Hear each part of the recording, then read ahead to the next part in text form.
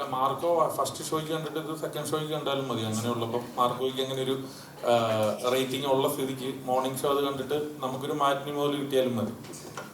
അതെ,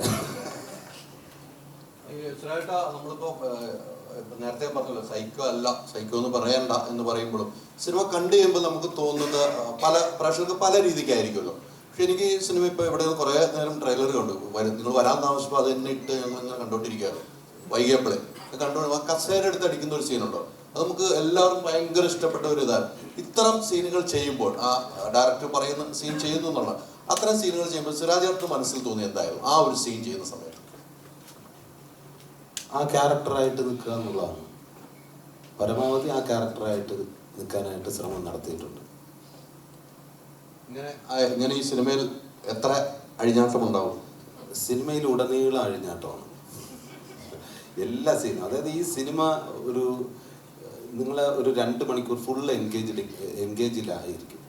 നിങ്ങൾ കണ്ടുകൊണ്ട് നല്ല എൻഗേജിലായിട്ടുള്ള മുഹൂർത്തങ്ങൾ അതിനകത്തുണ്ട് എന്നുള്ളതാണ് ഏറ്റവും വലിയ സന്തോഷം. എൻഗേജിങ് ആയിരിക്കുക എന്നുള്ളതാണല്ലോ. അത് നിങ്ങൾ 2 മണിക്കൂർ ഉറപ്പായിട്ട് എൻഗേജ് ചെയ്യിച്ചിരിക്കും. സുരാജേട്ടനാണെങ്കിൽ ശരി, ലിസ്റ്റിനാണ് എല്ലാ ഇന്റർവ്യൂവിലും പറയുന്നത് ഈ സിനിമ വളരെയധികം പ്രേക്ഷകർക്ക് ഇഷ്ടപ്പെടുമെന്ന് ഉറപ്പ് തന്നെ തരണം. നിങ്ങൾ ഇങ്ങനെ ഇത്തരം ഉറപ്പ് തന്ന ഒരു സിനിമ വേറെ ഉണ്ടോ എന്ന് ചോദിച്ചാൽ എനിക്ക് സംശയമാണ്. ഞാൻ സുരാജേട്ടനെ ഇന്റർവ്യൂ എടുത്തിട്ടുണ്ട്, അത്രയും ഉറപ്പ് ഹൈദരലി അങ്ങനെയല്ല. ഇപ്പൊ ഹൈദരലിയുടെ ഇന്റർവ്യൂ, ഹൈദരലിയുടെ പെരുമാറ്റങ്ങൾ, ചോദ്യമൊക്കെ കാണുമ്പോൾ പ്രേക്ഷകർക്ക് അല്ലെങ്കിൽ ഇത് കാണുന്നവർക്ക് തോന്നി ഇവൻ ഒരു ഇടി കൊടുക്കാതെ രക്ഷയില്ല എന്ന് തോന്നൂല. പലർക്കും അങ്ങനെ തോന്നിയിട്ടുണ്ട്.